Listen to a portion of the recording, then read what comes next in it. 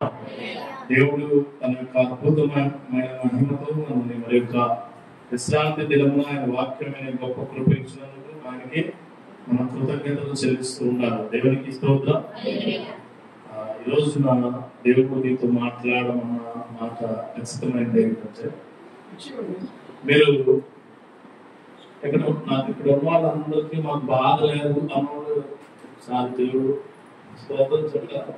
నాకు బాధ లేదు, ఏం బాధ లేదు, చాలా హ్యాపీగా ఉన్నాను, నాకు కూడా ఉంది. సో ప్రతి మనిషికి బాధ, శోధన, శ్రమ, వేదన ఇవన్నీ కూడా ఖచ్చితంగా ఉన్నాయి.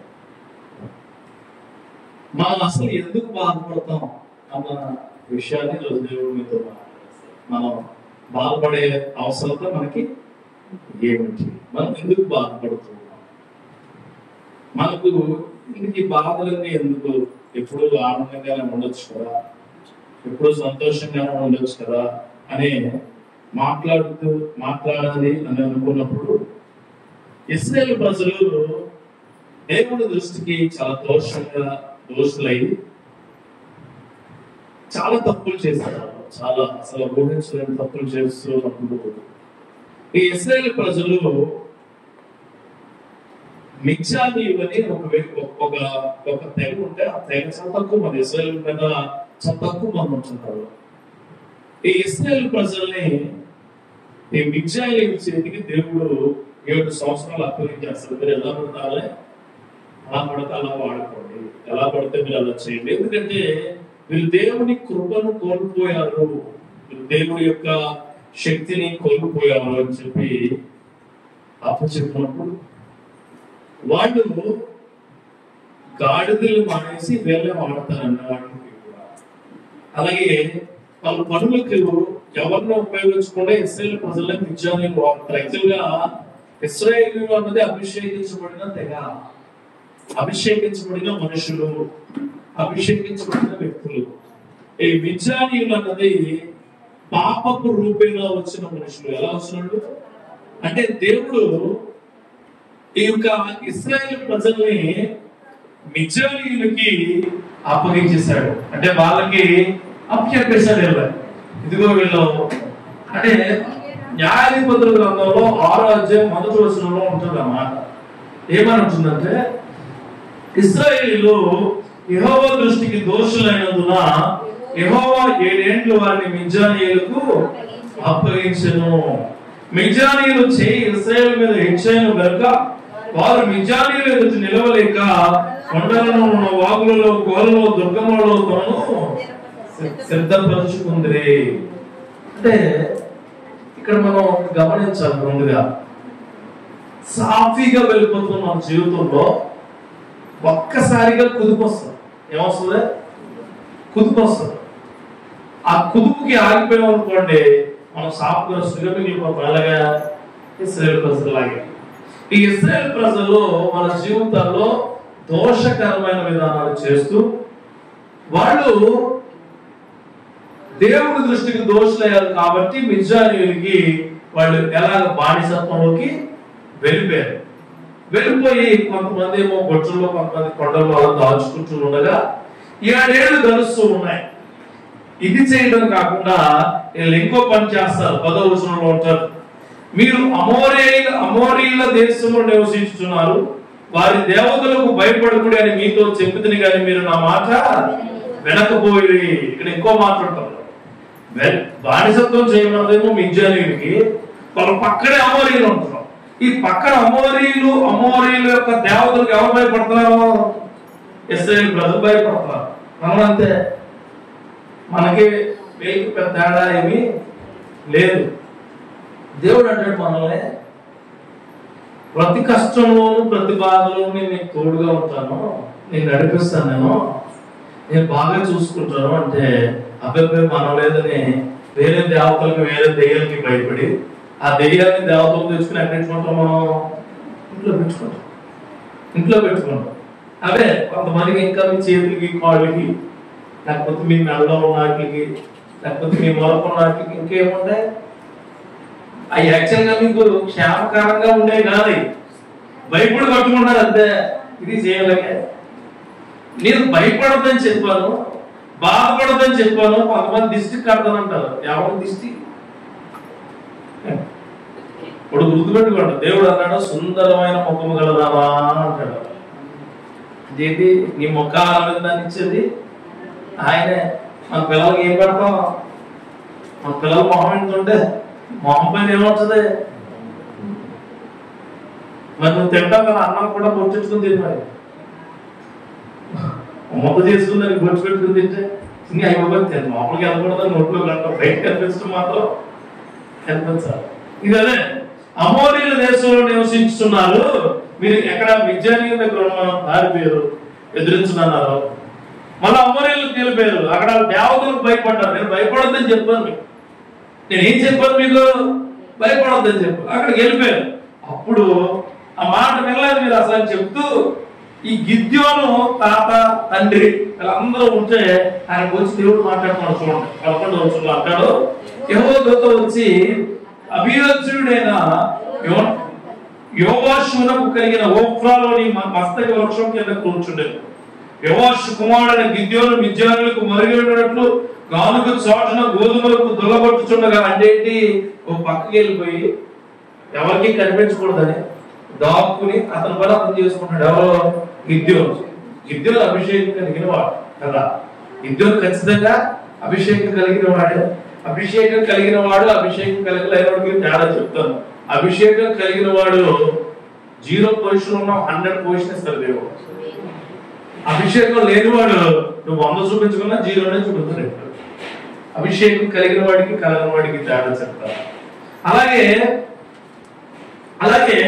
అప్పుడు అక్కడ పని చేస్తూ ఉండగా అక్కడ ఎవరు కనపడలేదు? ఓఫ్రాలోని ఆ యొక్క ఏదైతే మస్తక వృక్షం ఉందో దాని కేంద్రంలో ఎవరికి కూడా ఎవరితో అయినా మాట్లాడలేదు. చూడండి, గుర్తుపెట్టుకో, జాగ్రత్తగా. ఇంకా వాక్యంలోకి వెళ్ళలేదు, ముందు జరిగిన విషయం చెప్తున్నాను. అక్కడ ఎవరిని అయినా పట్టించుకోలేదు. యోవాషు పట్టించుకోలేదు. అలాగే ఇంకొక వ్యక్తి ఉన్నాడు అక్కడ. ఇంకొక వ్యక్తి ఎవడు? యోవాషు పక్కనే ఇంకా ఉంటారు, కొద్ది ముందుకెళ్ళి అవుతారు. వాళ్ళందరూ ఉన్నారు. వాళ్ళు ఏమీ అయినా వాళ్ళతో ఎవరితోని మాట్లాడలేదు. గిద్యోనుతోనే మాట్లాడతాడు. గిద్యోనుతో ఏం మాట్లాడతారు చూడండి. యెహోవా దూత అతనికి కనబడి పరాక్రమ గల బలాఢ్యుడా. అతనేమో భయపడి గానుగ చెట్టు పక్కన ఏదో గోధుమ దొంగ కొట్టుకుంటూ ఉంటే అసలు భయపడి దాక్కున్న వాడి దగ్గరికి దేవుడు వెళ్ళి ఏమంటున్నాడంటే, నిన్ను కూడా అలాగంటున్నాడు దేవుడు. రోజు నిన్ను కూడా వారికి వీరికి భయపడి వారికి వీరికి బాధపడి నీ ఇబ్బందులకు నీ కష్టాలకు నీకు పడిగిన ప్రతి ఇబ్బందులకు బాధపడిపోతుంటే నీ పక్కకు వచ్చి పరాక్రమం గల బలాఢ్యుడా అంటున్నాడు. నేను అంటున్నాడు, నువ్వు ప్రార్థించు, నీకు అన్ని ఇచ్చాను. బలాఢ్యుడా మాట చూడండి. పరాక్రమ బలాఢ్యుడా, యెహోవా నీకు తోడై ఉన్నాడని అతనితో అనగా వెంటనే మండిపోయింది అయ్యాడు. వెళ్ళలేదు, నేనేదో నా పని నేను చేసుకుంటున్నాను. ఈ మిద్యానీయులేమో మీద పడుతున్నారు, ఆ అమోరీయులేమో దేవతను పూజించబడుతున్నారు. మాకు తిండి లేదు, బ్రతకడానికి ఏది లేదు, మాకు ఉండే పరిస్థితి లేదు, మా బాధ మాదే. మళ్ళా నువ్వు వచ్చి నన్ను పరాక్రమ గల బలాఢ్యుడు అంటావా? అదే ఆధారం చర్చకొచ్చి అమ్మా నువ్వు చాలా బలమైందని వచ్చే ఊరుకోండి బాబు, చిన్న గరిటి కూడా లోపల పోతుంది. బలమైందని నుంచి నీకు చాలా ధనం ఉందమ్మంటే హెలన్ బాబు చాలా అప్పులు ఉన్నారు, ధనం అంటారు. ఆయన అన్నది ఆత్మీయమైన బలం. అన్నిటికంటే గొప్ప బలం ఆత్మీయమైన బలం. ఆత్మ బలంగా ఉంటే మనిషి బలంగా తయారు. ఆత్మ బలంగా ఉంటాయి. కుష్ఠరోగులకు మనిషి బలహీనమైన ఆత్మ బలంగా. వ్యభిచారంలో పట్టబడిన స్త్రీకి ఆత్మ బలంగా తయారై, రక్తస్రావం కలిగిన స్త్రీకి ఆత్మ బలంగా. ఆవిడ కూడా పరాక్రమం కలిగిన బలాఢ్యురాలా. ఎందుకు బలం? ఆ దేవుణ్ణి పంచుకోలేని బలం వచ్చింది. ఆ రక్తస్రావం కలిగిన స్త్రీకి ఏం బలం వచ్చింది? ఆ దేవుడిని పంచుకోవాలి. ఆయన దగ్గర నేను స్వస్థత తీసుకోవాలి, ఈ రోజు మీ అందరూ బాధలో ఉన్నప్పుడు మీకు కూడా అది చెప్తున్నాను, బలాక్రమ కలిగిన బలాచుడా. మీ కోపం వచ్చేసింది అంటే మీరు గిద్యోలాగా మాట్లాడతారు. పెద్ద ఇబ్బంది ఏమో చూడండి. ఏమని గిద్యోను చిత్తము నాయని వాడా యెహోవా మాకు తోడై ఉండిన యెడల ఇదంతయు మాకేలా సంభవించును, ఇదంతా మాకు ఎందుకు కర్మ. ఎందుకన్నాను, మీరు అంతా బాగుంటే రోజు నా భర్త నన్ను తెచ్చడం ఏంటి, రోజు నా భార్య నన్ను తెచ్చడం ఏంటి, రోజు చుట్టుపక్కల దగ్గర నేను బూతులు తినడం ఏంటి, రోజు ఈ శ్రమలేంటి నాకు, ఎందుకు ఇది బాధ, నాకే ఎందుకు ఈ బాధ, మాకే ఎందుకు ఈ బాధ వస్తుంది. నాతో పాటు తిరిగి నా ఫ్రెండ్స్ అందరూ చాలా హ్యాపీగా ఉన్నారే, వాళ్ళు చాలా సంతోషంగా ఉన్నారు, వాళ్ళకి ఏ బాధలు లేవు, ఏ ఇబ్బందులు లేవు. మళ్ళీ చూడండి, యెహోవా ఐగుప్తు నుండి మమ్మల్ని రప్పించునని చెప్పుచు, యెహోవా ఐగుప్తు మమ్మల్ని రప్పించని చెప్పుచు మా పితరులు మాకు వివరించిన ఆయన అద్భుత కార్యములన్నీ ఏమాయను. ఎందుకు చచ్చిపోతున్నందుకు ఈ బాధలు, నాకు దేవుడిని నమ్ముకోవడానికి నాకు ఈ బాధలు, బైబిల్ పట్టుకున్నందుకు నాకు ఈ బాధలు, దేవుడి యొక్క కార్యంలో నడుస్తున్నందుకు నాకు ఈ బాధలు.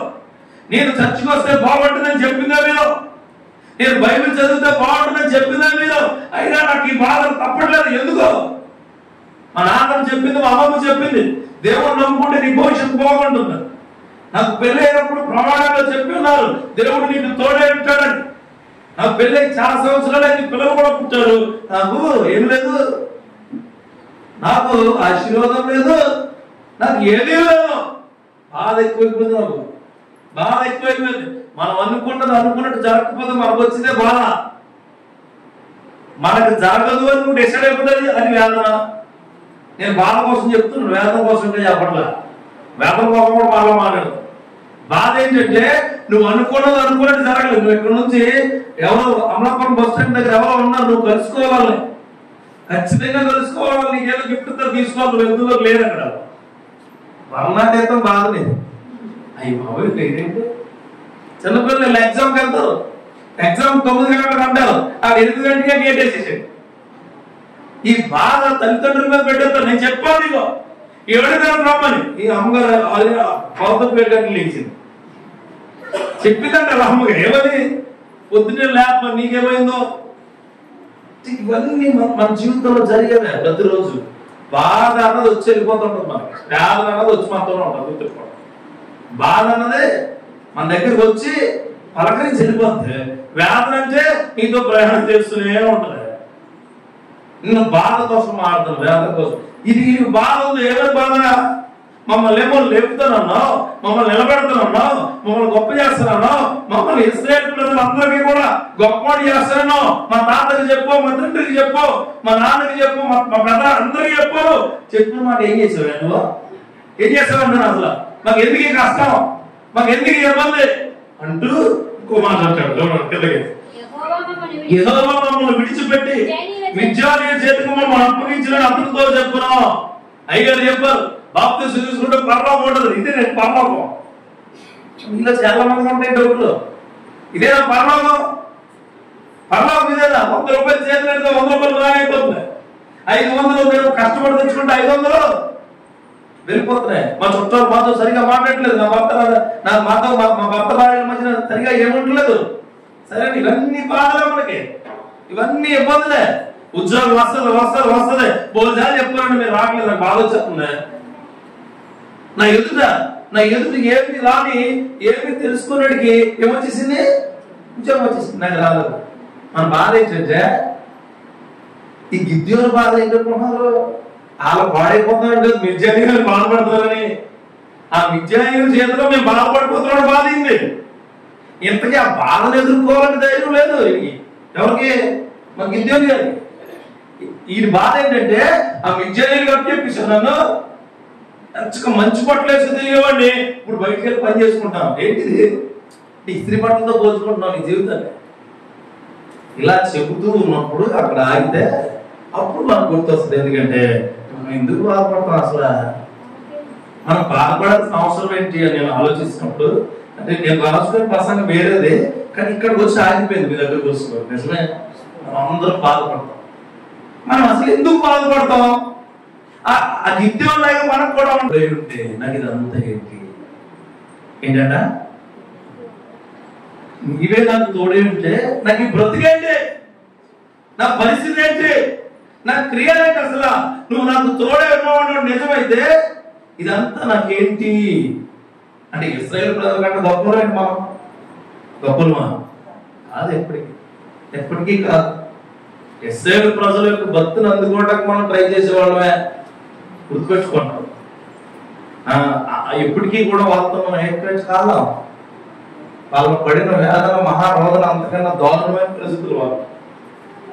మనం కూడా మనం ఈ గిద్యోన్ లాగా ఒక గిద్యోన్ అయిపోతున్నాడు. ఒక్కొక్కడు ఎట్లా అనుకుంటున్నాం, ఎందుకు మనకి బాధ, మమ్మల్ని రక్షిస్తాను, మమ్మల్ని కాపాడుతాను, మాతో మీరు ఉంటారు, మమ్మల్ని నడిపిస్తారు, మీ కృప మాతో ఉంటుందని చెప్పి నేను మీతో ఉన్నాను, కానీ మీరు లేరు అని బాధపడుతూ ఉండగా ఆయన అంటాడు తర్వాత, అంతటా యెహోవా తన తట్టు తిరిగి బలము తెచ్చుకుని వెళ్ళి మిద్యానీయుల చేతిలో నుండి ఇశ్రాయేలును రక్షింపుము, నిన్ను పంపినవాడు నేనే అని చెప్పగా అతడు చిత్తము నాయన వాడా, దేని సహాయము చేత నేను ఇశ్రాయేలును రక్షింపగలను, నా కుటుంబం మనిషి గోత్రంలో ఎన్నికలైనదే, నా పితరుల కుటుంబంలోని కనిష్ఠుడై ఉన్నారని అతనితో చెప్పాను. అందుకు యెహోవా అయినా ఏమి, నీకు నేను తోడైందును గనుక ఒకే మనిషిని హతము చేసినట్లు మిద్యానీయులను నువ్వు హతము చేస్తావని సెలవిచ్చేదను. ఇంకా అక్కడికి వెళ్ళొద్దు, మనం ఇక్కడికి ఆపేసి మనం దేవుడు మళ్ళా చెప్తున్నాడు. బాధ అంటే మంచి మాట చెప్తే ఆగిపోతుంది తెలుసా, బాధ మంచి మాట చెప్తే ఆగిపోతుంది. ఎలాగో చెప్తాను, ఒక ఆవిడ చాలా కడుపు నొప్పితో బాధపడుతుంది. పాస్టర్ గారు వెళ్ళి ప్రార్థన చేసి, అమ్మ నీ నొప్పి దేవుడు తగ్గించిపోతున్నాడు, ఉపశమిస్తున్నాడంటే ఆవిడ నొప్పి మీద గురి మానేసి దేవుడి మీద గురి పెడుతుంది. అప్పుడు ఖచ్చితంగా నొప్పి కన్నా మీరు నన్ను తగ్గిస్తారన్నదే నా సంతోషం, ఈ నొప్పి కన్నా మీరు నన్ను తగ్గిస్తారన్నదే సంతోషం. అలాగా మనం బాధ ఎందుకు పడతాం అన్నది 3 నుంచి 4 విషయాలు చెప్పి, ఆ విషయాలు మన జీవితంలో ఉంటే అలా సరి చేసుకోవాలో చెప్పి, దేవుడి పైన మనం ఎంత ఏకాగ్రతగా ఉండాలో చెప్పి నేను ప్రార్థన చేస్తాను. ఓకేనా? ఇప్పుడు మొట్టమొదటిగా మన బాధ మనకి ఏం తయారు చేస్తుంది అంటే దేవుడి మీద గురిని తయారు చేస్తుంది. ఏంటి? Focus on God, focus on God. చూడండి, ఒక అమ్మాయి ఫెయిల్ అయిపోతుంది ఎగ్జామ్స్ లో.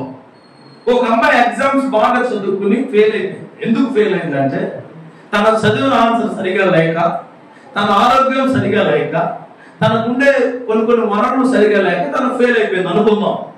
ఈ ఫెయిల్ అయిపోయిన అమ్మాయి ఎగ్జామ్ రిజల్ట్ వచ్చాక వాళ్ళ తల్లిదండ్రుల దగ్గరికి వెళ్తే తల్లిదండ్రులకి ఏమీ తెలియదు. ఈ తల్లిదండ్రులు అమ్మాయిని ఖచ్చితంగా ఏం చేస్తారు, ఖచ్చితంగా తిడతారు. దాంట్లో మొహమ్మద్ పాటు ఏమైనా చెప్పేస్తారు, 40,000 50,000 ఫీజులు కడతారు. ఏం చేస్తారు, చెప్పేస్తారు. మామూలుగా కష్టపడి నా చెమట వచ్చి నేను అక్కడ ఇక్కడ దేకి సంపాదించి నీకు ఫీజు కడితే నువ్వు సపెడిపోతావా? ఈ అమ్మాయి కూర్చుని ఒక ఆలోచిస్తుంది. ఏమనంటే ఫస్ట్ ఏమని ఆలోచిస్తుంటే, ఈ పరిమాణం నన్ను తిట్టాను, ఎంత తింటలేని అనుకునేది అది. ఈ పరిమాణం నన్ను తిడుతున్నాను కానీ ఇది ఎంత కష్టమో వీళ్ళకి తెలీదు, చాలా కష్టపడిపోతున్నాను నేను అని కొన్ని గంటలైన తర్వాత రియలైజ్ అయ్యి, చిచ్చి ఆచార్యం తెచ్చుకోవడం చదివితే పోరా అనుకునే మెంటాలిటీ పాజిటివ్ మైండ్. అలా కాకుండా నెగిటివ్ మైండ్ ఉంటుంది.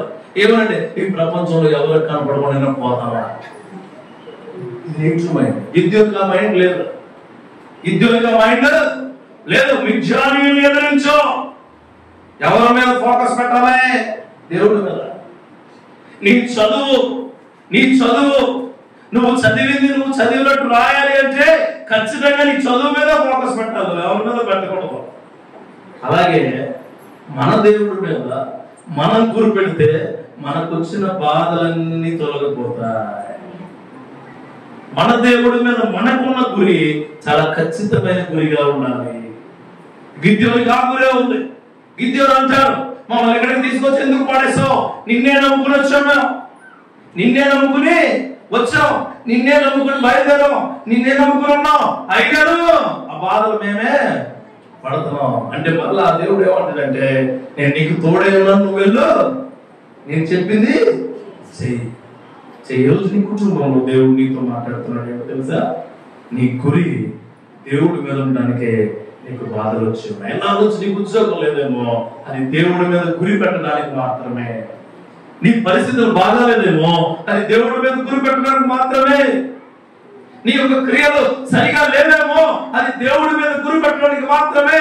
నీ ఇంటిలో సరైన అవగాహన లేదేమో, అది ఎవరి మీద గురి పెట్టడానికి? గుర్తుపెట్టుకోండి, దేవుడి మీద గురి పెట్టడానికి మాత్రమే. నీ కష్టం మీద గురి పెడితే నువ్వేమి పైకి రాలేవు. దేవుడి మీదే గురి పెట్టడానికి. నీకు బాధలు ఇచ్చినది, నీకు బాధలు కలగజేసినది, నీ బాధలు నిన్ను ఇబ్బంది పెడుతున్నది దేవుడి పైన గురి పెంచడానికి మాత్రమే. హల్లెలూయా. ఏమన్నాడు తెలుసా పేతురుని? పేతురు, ఇదిగో నువ్వు నడిచి వస్తున్నాడు, అయ్య బాబా దెయ్యం వచ్చేస్తున్నామో. దెయ్యం కదా, నేను కూడా అలా నడుస్తాను. ఎలా? నేను కూడా అలా నడుస్తాను. సరే అయితే నువ్వు నన్ను చూసానాడా? ఏమన్నాడు ఆయన? నువ్వు నన్ను చూసానాడా? నడుస్తాను. దేవుడిని చూసి నడాలన్నప్పుడు బాగా నడుస్తారు. దేవుడు బాగా అడుగులు ఎత్తారు.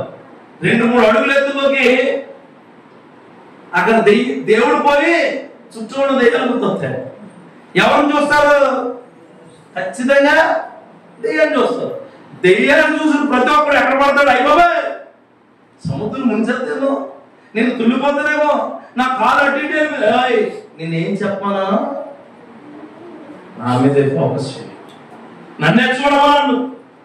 దేవుడు అంటున్నాడు, నా వైపు చూడు, నన్ను అడుగు, నేనున్నాను నీకు తోడే ఉన్నాను, నీకు నడిపిస్తున్నాను, నీకు సేద తీస్తాను, నీకు కట్టువాడు నేనే, నిన్ను గొప్ప చేసేవాడు నేను. అన్ని సార్లు ఆయన నేనే అంటున్నాడా? మనమేమంటున్నాం? ఆయన నువ్వేనా? నేనే. ఇది నా ప్రతిభే. ఇల్లు కడతారు కొంతమంది. ఇల్లు కట్టే ముందు దేవా ఇల్లు కట్టిన మీరు మాకు సహాయం చేయాలి, మీరు లేకపోతే మేము ఇల్లే కట్టలేమంటాము. దేవుడు అన్ని అరేంజ్ చేస్తాడు. అంతా అయిపోయి ఓపెనింగ్ ఒత్తులోకి ఎలా ఉందా? పైకి ఎలా ఉంది? కష్టం అవలే. అయ్యింది 15 లక్షలు చెప్పేదా? 30 అయింది. అరే ఏమనుకుంటున్నా, ఫస్ట్ బట్టలు లెగిసిపోతే లోపల ఉన్న గొలుసు బయటకి వెళ్ళినా చాలా. ఇల్లు బొమ్మలిచ్చే ముందు వీడియో తీయాలి. ఇది ఇల్లు కావాలన్నప్పుడు వీడియో తీస్తే ఆ వీడియోలో నలిగిపోయేట చట్టం. ఈ పైది కూడా ఎలా వెళ్ళిపోతే 2 చేతులు ఎలా వచ్చేస్తాయి? నెలలో నేనేం కట్టలేకపోతున్నాను, అతి కట్టలేకపోతానంటే ప్రభువు దీవించి సంఘం ప్రేమించి ప్రార్థించి నువ్వు ఇల్లు కట్టుకుంటావు అంటే దేవుడు నీకు సిమెంట్ ఇచ్చాడు, ఇసుక అరేంజ్ చేశాడు, మనుషులు అరేంజ్ చేశాడు, వాతావరణం సరిగా ఉండేలా చేశాడు, ఇల్లు విశాలంగా కట్టించాడు, అన్ని బాగున్నాయి. దేవుడికి అది కూడా కట్టాడు. నువ్వు దేవుడికి స్తోత్రం కలుగునుగా. అంత అయిపోయి ఓపెనింగ్ వస్తువులకి గృహప్రవేశ 10 గంటల నుంచి వస్తారు. పొద్దున్న ఏమంటే బట్టలు 10,000 నువ్వు నేను పిల్లలందరం కొనుక్కున్నాం. Very good. అందరూ బట్టలు కొనుక్కుంటారు. ఇస్త్రీ చొక్కాలు మామూలుగా. ఆ రోజు గొలుసు ఉంది కదా, ఎప్పుడు అప్పుడెప్పుడు అది ఎప్పుడు వేసుకోరు అసలు. అది తీసావా? ఏమన్నా కనిపించట్లేదు. నాదే అదే డౌట్. కనిపిస్తుందా? ప్రభువా నీకు స్తోత్రం అన్నకుండా నేనే కట్టాను తెలుసా? నేనే. మళ్ళా బుచ్చుతావు అంటే బుచ్చుతావు నేనే. పాస్టర్ అందరూ వచ్చేస్తున్నారు, మరి మీరు కొమ్మలు రావాలని జయించారు కదా. మీరు ముందు నీ గురి ఎవరి మీద ఉంది? దేవుడి మీద ఉంది. ముందు నీ గురి ఎవరి మీద ఉంది? ఆయన క్రియల మీద ఉన్నాయి. ముందు నీ గురి ఎవరి మీద ఉంది? దేవుడి ఆలోచన మీద ఉంది. ఒక్కసారి నీకు ఇల్లు ఇస్తే నీ గురి మొత్తం టర్న్ అయిపోయింది. ఎవరి మీద? ఆ గానుగ చెట్టు మీద, గానుగ చెట్టు కింద గోధుమ మీద టర్న్ అయిపోయింది. ఎవరికి? గిద్యోనికి. గురి ఎప్పుడు దేవుడి మీద గుర్తుపెట్టుకోండి. దేవునికి స్తోత్రం కలుగుగాక. కలిమిలో, లేవలో, ఇబ్బందుల్లో, కష్టాల్లో, కన్నీళ్ళలో నీ యొక్క ఆలోచన మొత్తము దేవుడి పైన ఉంటే నీకు అమితమైన కృపిస్తాడు దేవుడు. అప్పుడు ఊహించలేవు. మళ్ళా పాస్టర్ గారు అడిగితే పాస్టర్ గారు ప్రార్థన ఎంతసేపు చెప్పాలో ఇలా చెప్తారు, ఎప్పుడు ప్రేయర్ ఎలా చెప్తారు, ఎవరు రెబ్బర్ కట్ చేయాలో చెప్తారు, ఎవరు పాలు పొంగించాలో చెప్తారు, ఎవరు ఏ ఇంట్లో ఉండాలో ఎవరు చెప్తారు? ఎవరు? సప్పలు గట్టిగా ఉండి బయటకు గొలుసు కనిపించేది. అలాంటి వ్యక్తి కనుక ఉంటే చాలా జాగ్రత్త, చాలా జాగ్రత్త. యేసు నామములో చెప్తున్నాను మీ అందరికీ, నీ గురి దేవుడు భయం ఉన్నంత కాలము నీకు తగ్గింపు స్వభావం ఉంటుంది, నీకు దేవుడికి వంగే స్వభావం ఉంటుంది, నువ్వు దేవుడి వైపు తిరిగే స్వభావం ఉంటుంది. సంఘం పట్ల, సేవకుడి పట్ల, సేవ పట్ల, సంఘ పరిచర్య పట్ల నీ ఆలోచనలు ఏ విధంగానూ మారో. ఇంట్లో దేవుడు గది కట్టిస్తే దేవుడి దగ్గర గుర్తుపెట్టుకో.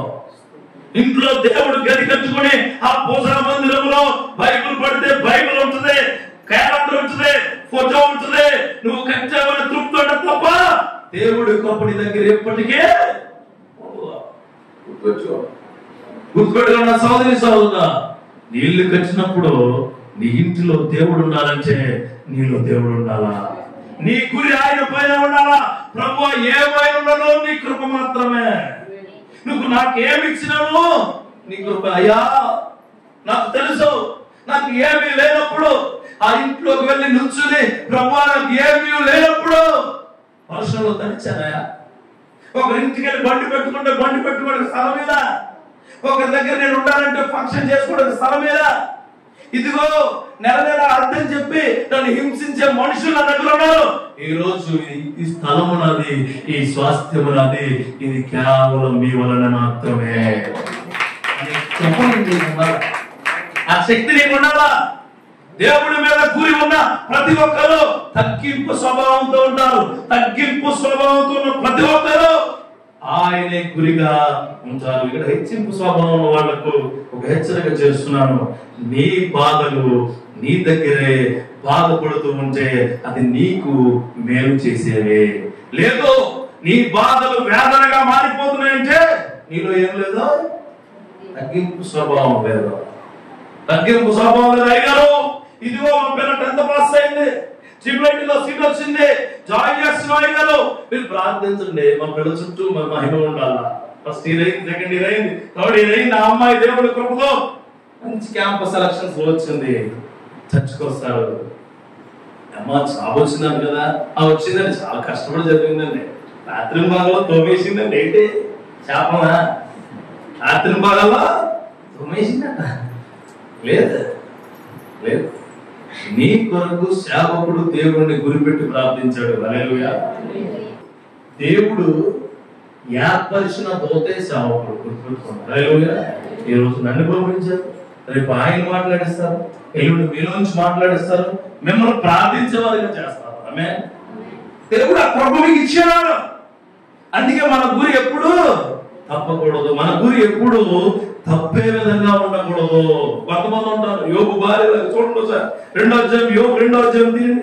2వ అధ్యాయంలో 10 వచనాల్లో చాలా దారుణంగా ఉంటాయి. అసలు పొడిచి చెప్పేస్తారు యోబుని, పొడిచే అంటే గురి, యోబు గురిని మారుద్దాం అని చూస్తుంటారు. కొంతమంది మన ఇంట్లో ఉంటారండి, భార్య ప్రార్థన చేసుకుంటే భర్త వచ్చే తర్వాత చేతికి ఓకేనా అంటారు, పిల్లలు వచ్చి చేస్తారు, చర్చకు వస్తుంటే ఎప్పుడు వద్దులే తర్వాత వెళ్తా ఉంటారు. అలాగే యోబు 2వ అధ్యాయం చాలా ముఖ్యమైనది.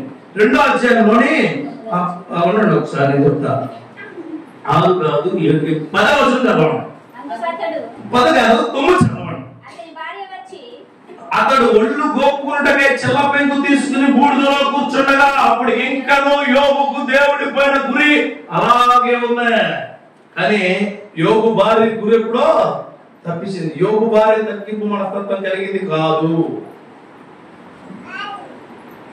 ఇలాంటి కుటుంబాల్లో భార్య ఏమో చాలా భక్తిగా ఉంటుంది, భర్త చాలా పైన ఉంటుంది అన్నమాట. భార్య చాలా బాగా వచ్చిందనుకో పక్క వచ్చాడు, అడుగుంది దేవుడిని, అర్థం చేయి, చచ్చికెళ్ళాం కదా మాట్లాడతావు, ఎప్పుడు చెప్పా. ఎప్పుడైనా ఎలాగంటే భ్రష్టు పట్టుకోవాలి చెప్పుకోండి. ఎవరైనా సరే నీ భర్తను దేవుడి పేట దూషిస్తే డైరెక్ట్ దేవుడిని దూషించినట్టే. అవునా? డైరెక్ట్ గా దేవుడిని. నీకు దేవుడు ఏదో చెప్పాడు కదా, నీకు ఇచ్చేస్తున్నాడు కదా, ఎవరైంది ఖచ్చితంగా ఇస్తాడు. నా గురి ఇప్పుడు తప్పదు, దేవుడి మీద ఉంటాడు. చూడండి అక్కడ ఆవిడ అదే అంటుంది, ఏమని చల్లబెందుకు కోరుకుంటుంటాడు పాపం. యోబు 2 అధ్యాయంలో ఉన్న వేదన శోధన అంత ఎంత ఉండదండి. 2-3 అధ్యాయాలు యోబు గ్రంథంలో 2-3 అధ్యాయాలు చదివితే తర్వాత 42 అధ్యాయం చదవాలి వెంటనే. మామూలుగా ఉండదు, నీ స్ట్రెంత్ అలా తీసుకెళ్ళిపోద్ది. హల్లెలూయా. మామూలుగా ఉండదు స్ట్రెంత్, అసలు భలే ఉంటుంది. ఒకసారి చూడండి అంటాడైనా అంటాడు, అతని భార్య వచ్చి దగ్గరికి వచ్చిందట, గోపటి మంది చూసింది. చూసి నీవు ఇంకా యథార్థతను వదలకుందువా అని దేవుణ్ణి దూషించి మరణము కమ్మను. చచ్చిపోవాల బాబు, చచ్చిపోయే ముందు నువ్వు పని చేయాలి. ఏ పని? నీ గురి ఎవరైతే ఉన్నాడో బాబు నువ్వు నాకు గురి కాదని చెప్పాలంతే. అలాంటి పరిస్థితులు మీకు వస్తే ఎట్టి పరిస్థితుల్లోని దేవా నీవు తప్ప మరి ఒకరు నాకు లేరు అన్న మాట తప్ప ఇంకో మాట చెప్పమాట అన్నమాట. దేవుడు అంట చివరి క్షణాల్లో పరీక్షిస్తాడు. ఆ పరీక్ష నిన్ను అసలు మామూలుగా తీసుకెళ్ళదు, 100% ఇచ్చేస్తుంది. అదే చివరి క్షణంలో ఉండే పరీక్ష చాలా గొప్ప పరీక్ష. ఎవరు? షడ్రక్ మెషక్ అబేద్నెగో చివరి క్షణంలో ఉన్నాయి. చివరి క్షణంలో దావీదు చివరి క్షణంలో పరీక్ష. యెహోషువ చివరి క్షణంలో పరీక్ష. అబ్రహాము నేను ఒరియా పర్వతం పైగా బిడ్డను తీసుకెళ్తున్నప్పుడు ఆ తీసుకెళ్లే వరకు కూడా మనోడికి ఏమి నా బిడ్డను ఎలాగా ఇచ్చేయాలనుకుంటే తీసుకెళ్ళాడు. అక్కడ వరకు తీసుకెళ్ళి కట్టెలు పేర్చానయ్యా, పేర్చవా అయితే పడుకోబెట్టు. అయ్యో అట్లా ఏం చేశాడు? పడుకోబెడదాం అనుకుంటే ఆగు, నీ గురి మారలేదు, నీ గురి నా పైన మారలేదు. అబ్రహాము ఆ పక్కన ఒకటి ఉంది చూడు, చూసా నా గురి అక్కడ ఉంది. దేవునికి స్తోత్రం కలిగిన హల్లెలూయా. ప్రభా నీ మీద గురిపెట్టి నా ఏం అయిపోతున్నాయి, ఉద్యోగం రాట్లేదనుకుంటాము. ఆయన మీద గురి పెడితే నీకు చివరి క్షణంలో ఉద్యోగం ఇస్తాడు. చివరి క్షణంలో లాస్ట్ మూమెంట్ లో నీ భక్తులు విడిచిపెట్టాడు. అస్సలు ఎవరు నీకు చెప్పేది అనుకుంటే నీ బాధలో దేవుని పైన గురిని పెంచాలి కానీ తగ్గించకూడదు. ఎట్టి పరిస్థితుల్లో తగ్గించి మాట్లాడు. క్రీస్తులోకి వస్తే సుఖాలు ఉంటాయని మాట తప్పండి, అబద్ధం. క్రీస్తులో ఉంటే నువ్వు చాలా ఈజీగా ఉంటావన్నది అబద్ధం. క్రీస్తులో ఉంటే అవమానాలు ఉంటాయి, అవమానాలు ఉండవు అన్నదే అబద్ధం. క్రీస్తులోకి వచ్చాకే ఉంటాయి. ఎందుకంటే చెప్తున్నాను, ఎందుకంటే ఈ లోకం నుంచి వేరుపడాలా, ఈ లోకం నుంచి బయటికి రావాలి. నువ్వు ఈ లోకంలో ఉన్న వ్యక్తిగా నువ్వు ఈ లోకంలో పాపాలు అనుభవించావు, సంతోషంగా ఉన్నావు, సంతోష క్రియలో ఉన్నావు. ఒక్కసారి ఈ లోకంలో నుంచి బయటకు వస్తే వాటిని వదిలి వస్తున్నాడనే బాధ, వేదన, ఇబ్బంది ఖచ్చితంగా కలుగుతుంది. దాని నుంచి విడుదల కావాలి అంటే కొన్ని నెలలు పడతాయి, సంవత్సరాలు పడుతుందండి. నేను చాలా సతమతమైపోయాను. ఆ దేవుడి క్రియల్ని ఇక్కడ సామాజికంగా మనుషుల దగ్గర ఉండే క్రియల్ని బ్యాలెన్స్ చేయలేక సేవలోకి వచ్చిన తర్వాత కూడా నేను చాలా ఇబ్బందులు పడ్డాను.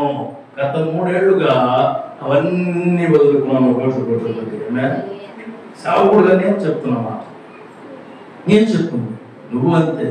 నీ గురి దేవుడి పైన ఉండాలి అంటే నీకు ఖచ్చితంగా బాధలు ఉంటాయి, ఖచ్చితంగా కష్టాలు ఉంటాయి, ఖచ్చితంగా ఇబ్బందులు ఉంటాయి. చూడండి, ఇది ప్రమాదకరమైన మలుపు అని రాసుంటది రోడ్డుకి. ఎందుకు? జాగ్రత్తగా ఉంటుంది. లేకపోతే ఏం చేస్తావు? 60లో వెళ్తావు, ఇక్కడనే అక్కడ 60లో వెళ్తావు, నిన్ను 100లో తీసుకెళ్తావు. లాస్ట్కి నీకు ప్రమాదకరమైన మలుపు, ఎదురు స్పీడ్ బ్రేకర్లు కలవు అని ఉంటాయి. ఎందుకు? బ్రేక్ డాన్స్ చేస్తావు. లేకపోతే 40లో వెళ్తే బ్రేక్ డాన్స్ చేస్తావు, 50లో వెళ్తే మిగిలిన బ్రేక్ డాన్స్ చేస్తావు. నీకు ముందు తర్వాత కొన్ని రోజులు అర్థమైంది. హైదరాబాద్ లోని దేవుడు చెప్పింది అదే, నీ శత్రువును ప్రేమించుము, వారి కొరకు నువ్వు ప్రార్థించుము. నీ గురి ఆయన ఉంటే నీకు తారతమ్యాలేమి ఉండవు. చూడండి ఇక్కడ అంటాడు, నీవు ఇంకా యథార్థతను వదలకుందువా దేవుని దూషించి మరణం కమ్మను. అందుకన్నాడు, మంచి మాట అంటాడు. భార్యని ఒక భర్త రోజునే మాట్లాడు. మూర్ఖురాలు మాట్లాడేట్టు నువ్వు మాట్లాడుతున్నావు. మనం దేవుని వలన మేలు అనుభవించుదుమా, కీడు మనం అనుభవింపదగదా అని నాకు బైబిల్ మొత్తం కొన్ని వచనాలు చాలా ఇష్టమని, ఈ వచనం చాలా ఇష్టం. దేవుడు వలన నీకు మేలేనా, కీడు ఉండదా? కీడు ఉండదా? లాటరీ కొడతారు అప్పుడప్పుడు. మీరు లాటరీ వేసి ఉంటారు కదా, చాలా ఉన్నాయి. ఒకసారి ₹1,00,000 వచ్చేసింది మీకు, నెక్స్ట్ కూడా ఎక్కువ ₹2,00,000 పోయింది. ₹1,00,000 వచ్చినప్పుడు ఎందుకు వేసాను అనుకున్నా, నా అదృష్టం, నా లక్ అంతే, దేవుడు నా అయిపోన్నాడు. $2,00,000 వేసినప్పుడు దురదృష్టం, నాశనంగా వేసాను. అలాగే ఒకలాగా ఉండాలి. నాకు బెట్టింగ్ పాపం చేసి లోకంలో పాపం చేస్తే మరణం కంటే గొప్పదే ఉండదు. మరణం కంటే అధ్వానం ఏమి ఉంటుందా? మరణం కంటే కొద్ది తక్కువ ఉండదు. మనుషులు బాధిస్తారు, పడు, ఇబ్బంది పడతారు, పడు, వాళ్ళు మాట్లాడతారు, పడు. నువ్వు తప్పు చేసినప్పుడు లేని గిల్టీ ఇప్పుడు ఎవరో ఏదో అంటారు. గిల్టీ ఎందుకు? మన గురి దేవుడి మీద ఉంటే మనం చెప్పే మాటలు కూడా స్ట్రాంగ్ ఉంటాయి. మనం మాట్లాడే క్రియలు, మనం చేసే పనులు కూడా అంతే స్ట్రాంగ్ ఉంటాయి. యోబుకు చూడండి, యోబు ఏమంటాడంటే, నీకు మేలు జరిగింది, కీడు జరిగితే కాదా? ఆయన చాలా మేలు చేశాడు. మెడిసిన్ లో చదువుకునే కృప ఇచ్చాడు, భార్యని ఇచ్చాడు, బిడ్డలు ఇచ్చాడు, కరోనా తల్లిదండ్రులు రక్షించాడట, హాస్పిటల్ పెట్టుకోవడానికి ఇచ్చాడు, అనేక చర్చలకు సాయం చేయడానికి ఇచ్చాడు. కీడు కూడా వచ్చిందిగా. ఆ కీడు ఎవరి నుంచి వచ్చింది? సేవకుల నుంచి వచ్చింది. సేవకుల ప్రాఫెసీ నుంచి వచ్చిందిగా. అది కీడే. అది కీడు అనుభవించడం నీకు తగదా? ఖచ్చితంగా గుర్తుంచుకున్నా. మన గురి దేవుడి మీద ఉంటే నీకు మంచి జరిగినా చెడు జరిగినా ఆ దేవుడే నీకు ఆధారం. నీకు ఏమి జరిగినా ఆ దేవుడే ఆధారం. నీకు దేవుడే ఆధారం. దేవుడు తప్ప ఇంకెవరు నీకు ఆధార సంభూతుడిగా ఉండలేరు. కింద చూడండి, ఇంకో మాట చెప్పి నేను నెక్స్ట్ పాయింట్కి వెళ్తాను. ఈ సంగతులలో ఏ విషయం అన్నాను? యోబు నోటి మాట నేను పాపము చేయలేదు. ఆయన గురి తగ్గింపు స్వభావం ఉన్నవాడు పాపం ఎప్పుడు చేయడు. హెచ్చింపు స్వభావం ఉన్నవాడే పాపం చేస్తాడు. తొందరపడిపోదు. ఇబ్బందులు పెట్టే మనిషిగా దేవుడికి ఇబ్బందికరమైన పని చేయడానికి నువ్వు అర్హుడువా? కనబడదు. అంటే హెచ్చింపు స్వభావం ఉన్నవాడు అందరి ముందు నేనే హీరో అనుకుంటాడు. తగ్గింపు స్వభావం ఉన్నవాడు ఎవడ ముందుకు వెళ్లకుండా ఓ పక్కనే నిలబడి ఉంటాడు. దేవునికి స్తోత్రం కలుగునుగాక. ఇదే యోబు గ్రంథంలో 40వ అధ్యాయంలో ఇంకో వచనం చూసి ముందుకు వెళ్దాం. 40 చివరి అధ్యాయంలో, చివరంటే 42వ అధ్యాయము 2వ వచనం చూద్దాం. 2:10 కాదు కానీ 2వ వచనం చూద్దాం. ఒకసారి చదువుతారా? సమస్త క్రియలను చేయగలవనియు నీ ఉద్దేశించినది ఏదో నిష్ఫలం కానేరదు. నీవు ఎలా తెలుసుకున్నాడట? 40 అధ్యాయాలు ఎత్తే కదా మనవాడికి ఏం తెలియలేదు. నా గురి దేవుడే. ఆశీర్వాదం వస్తే గాని దేవుడు నీకు అవకాశం ఉన్నాడని తెలియదు. నీకు ఆశీర్వాదం రావాలి. చూడండి, దేవుడిని కృప చూపుతాడమ్మా. మీ ఇంట్లో మంచి చేస్తారని ప్రార్థన చేసి వెళ్తాను. నేను చాలా చోట్ల జరిగిన వాళ్ళు కొంతమంది చెప్తారు, చాలా మంది చెప్పాలనుకోండి. అసలు జరగకుండా బ్యాచ్ వాళ్ళు వచ్చి మీరు ప్రార్థన చేసేవాళ్ళు ఇంకా జరగలేదు. ఖచ్చితంగా వెయిట్ చేయమ్మా, దేవుడు నీకు ఇస్తాడో. ఖచ్చితంగా నా మీద కాదు గురి పెట్టాల్సిన విశ్వాసం దేవుడి మీద పెట్టాలని నేను అన్నప్పుడు ఆవిడ దేవుడి మీద పెట్టి, అయ్యారు మనం ఎప్పుడు కదా అది అయిపోయింది, చాలా ఆనందంగా ఉందా అని చెప్పుకున్న సందర్భాలు బోల్డ్ చాలా. అసలు ఈ ప్రపంచంలో జరగవు అనుకుని మనిషిగా డిసైడ్ అయిపోయినవి జరిగినవి చాలా ఉన్నాయి. చచ్చిపోతున్నాడు కూడా మనిషి, బతికి ఇంకా 4-5 ఏళ్ళు సమయవుతున్నాడు ఉన్నాడు. దేవునికి స్తోత్రం. హల్లెలూయా. ఏదైనా అడిగామనుకో, ప్రజలు అయ్యా దేవుడిని పరిచయం చేశారు, రోజు దేవుడిని తలుచుకునేలా చేశారు, మీరు గుర్తున్నారు. దేవునికి స్తోత్రం కలుగుతుంది. ఆయన అంటాడు, నేను చచ్చిపోయినప్పుడు ఖచ్చితంగా ప్రార్థన చేయలేదు అంటే. ఎంత అంటే ఒక సేవకుడిని నమ్మాడు అంటే ముందు అతను దేవుడిని నమ్మాలి. దేవుడిని నమ్మాలి. ఆ దేవుడి మీద గుడిదానా అంటాడు. ఏమన్నాడు? నాకు ఏదైతే ఉద్దేశించావో, నాకు ఏదైతే జరిపించావో, నాకు ఏదైతే చేసావో ఇవన్నీ కూడా నేను ఇప్పుడే తెలుసుకున్నాను. దేవుడి మీద గురుంటే నీ గురించి నువ్వు తెలుసుకుంటావు. ఆమేన్. నీకు అది వస్తుంది ఇది వస్తుందని చెప్పట్లేదండి. నేను ఏం చెప్తున్నాను? Focus on God. Focus on God. గుడ్ టుడే కర్తావు. ఫోటో తీస్తానంటాడు, నుంచోండి అమ్మ అంటాడు, నా వైపు చూడండి అంటావు. నువ్వు అర్థం వైపు చూస్తే పని ఏమంటే ఇదిగో నా వైపు చూడండి, ఇదిగో చంపేస్తాను నా వైపు చూడు, చూడు అక్కడ ఎవరు చూడాలి ఆ వైపు? నువ్వే చూడాలి. నిన్ను నువ్వు ఫోటో తీయించుకోవడానికి వెళ్ళినప్పుడు నువ్వు చూడాలి ఎవరి వైపు. నువ్వు చూడకపోతే నువ్వు చూస్తే నీ ఫోటో కరెక్ట్ వస్తుంది. నువ్వు గోడను చూసి అద్దాన్ని చూసుకుని అందాన్ని చూసుకుని చీరను చూసుకుని వాచ్ చూసుకుని డ్రెస్ చూసుకుంటే ఫోటో వస్తుందా? అది నీ గురై ఉండాలి. నువ్వు ఏ పని చేసినాను దేవుడే నీ గురి అయి ఉండాలి. అది అమ్మ సేవలు అవ్వచ్చు, పరిచర్యలు అవ్వచ్చు, నీ కుటుంబంలో అవ్వచ్చు, నీ ఉద్యోగంలో అవ్వచ్చు, నీ ప్రతి కార్యంలో అవ్వచ్చు. గర్భఫలం లేదయా అన్నారు కదా, గర్భఫలం మీద కాదు నీ గురి దేవుడి మీద ఉంచాలి. దేవుడి మీద ప్రభువా ఇదిగో నేను నా గర్భఫలాన్ని ఇస్తాం, ఆ గర్భం వచ్చినప్పుడు నా పొట్టెంతలో ఉండదు అని అప్పుడప్పుడు అనిపిస్తుంది నీకేమని నేను ఉద్దేశించినది ఏది నిష్ఫలం కానేరదు కానేరదు. పిల్లలు పిల్లలు పిల్లలు అన్నావు ప్రభా నా పెళ్లి అంత స్టేజ్లో చేస్తావు, థ్యాంక్ యూ. ఆయన ఇస్తున్నాడు కదా, నువ్వు నమ్మకపోయిన అన్నది నువ్వు చూడమన్నాడు ఆయన. నువ్వు నమ్మితే ఖచ్చితంగా చూస్తావు. That is visualise, that is visualise. దేవుడు మాత్రమే అవ్వదు, నీకెవరది ఎవరు. అందుకే నీ గురి ఎప్పుడు దేవుడి పైన ఉండాలి. ఏ పని అయినా నీ గురి. నేను వస్తాను రోడ్డు మీద డ్రైవ్ అయితే చేస్తాను, ప్రభా నాతో ఉన్నప్పుడే నాతోనే ఉండాలి. నేను నా గురంతా ఆయన ఉండాలి. నేను అన్న ఫోన్ చేయాలి. గురి దేవుడి పైన ఉంటే నువ్వు ప్రేరేపించబడిన అన్ని దేవుడు విజయం చేస్తాడు. ఆమె ఆ క్రియల్లో నువ్వు ముందువు గాక. రెండవదిగా మనకు బాధలు ఎందుకు మనం బాధపడతాం అన్నదే మొట్టమొదటిగా దేవుడి మీద గురి పెట్టడానికి. రెండవది దేవుడి యొక్క మహానుగ్రహాన్ని పొందడానికి, అనుగ్రహం పొందడానికి. అనుగ్రహం ఎలా పొందుతారంటే సేనా దేవుల సమూహం ఉంది కదా, అందరూనేమో సమూహం చూస్తున్నాడు, దేవుడేమో పురండుతాడు. దేవుడికి స్తోత్రం కలుగుగాక. దేవుడు గురి పెట్టిన ప్రతి మనిషి అనుగ్రహం పొందుతాడు. దేవుడు పంచుకున్న ప్రతి మనిషి. యోసేపు ఉన్నాడంటే వాళ్ళ అన్నయ్యలు పాడేశారు. వాళ్ళ అన్నయ్యల గురి ఎవరిపైన? యోసేపు పైన.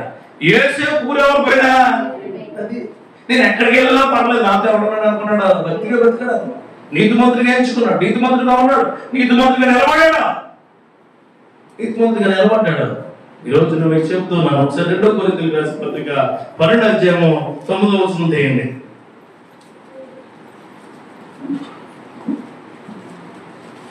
అందుకు నా కృప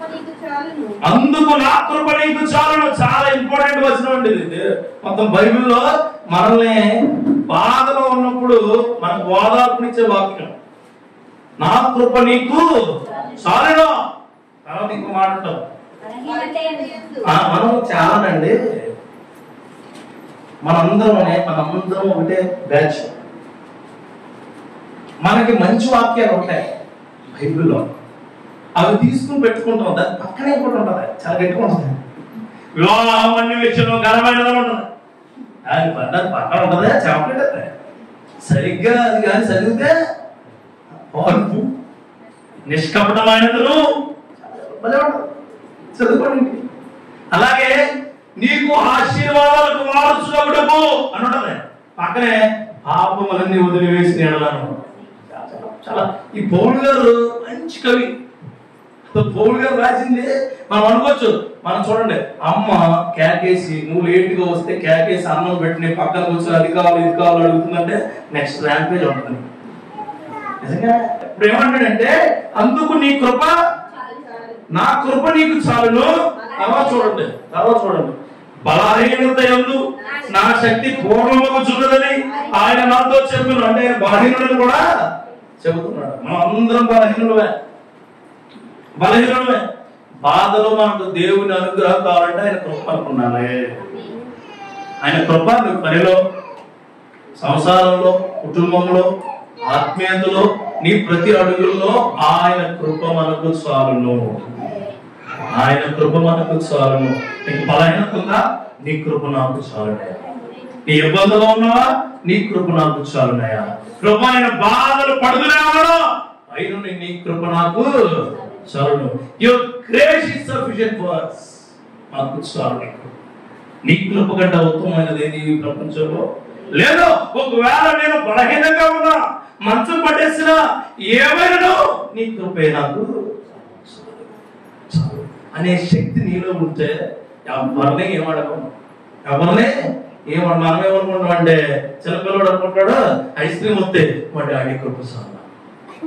ఐస్ క్రీమ్ చిన్నపిల్ల పాప అనుకుంటుంది షాపింగ్ వెళ్తే ఒక మా పిల్ల ఇది ఏంటది రబ్బర్ బ్యాండ్లో ఇంకేమేమి కొనుక్కుంటారు ఆటలు, లిప్స్టిక్. ఓకే, లిప్స్టిక్ ఇవన్నీ కొనుక్కున్నాం. లిప్స్టిక్ అది లిప్స్టిక్ అంటే మూతిలో కరచి కూడా లిప్స్టిక్ అంటే స్టిక్ ఇచ్చుకుని ఏం చేయాలా? బాగా మూతి మీద లేకపోతే ఇలా మచ్చలైపోతే లిప్స్టిక్ అయిపోతుంది.